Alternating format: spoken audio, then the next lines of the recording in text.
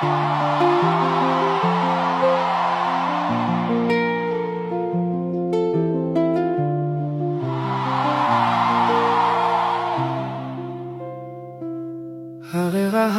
no mentiko mody, niraikitra tamiko niaviza ny andro. Niarabe mbola velonolona, fa ny foko nangina tsy mitery.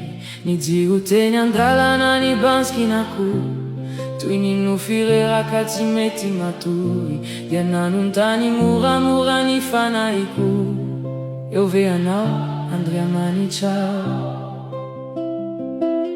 Ao anatiny tabatabany'izao fiainan'izao, mbola reko mangina ny ansonao. Toy ny rivotra mamina ny anina, mikasika itsy tany maso.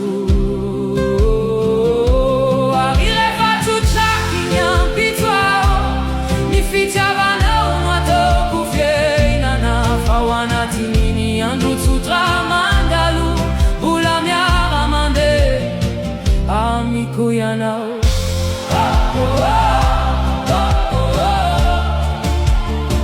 amiko ianao.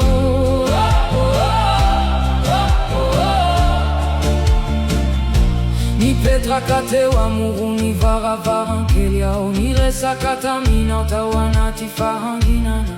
Tsy nisy teny voalamina tsara, farano maso sy sentureraka. Dia nidina moramora ny fiadanana, toy ny orana malefaka amin'ny tany maina.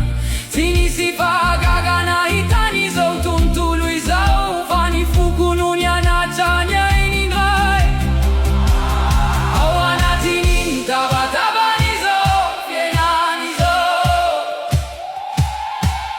mbola reko mangina ny ansonao. Toy ny rivotra mamina ny arina,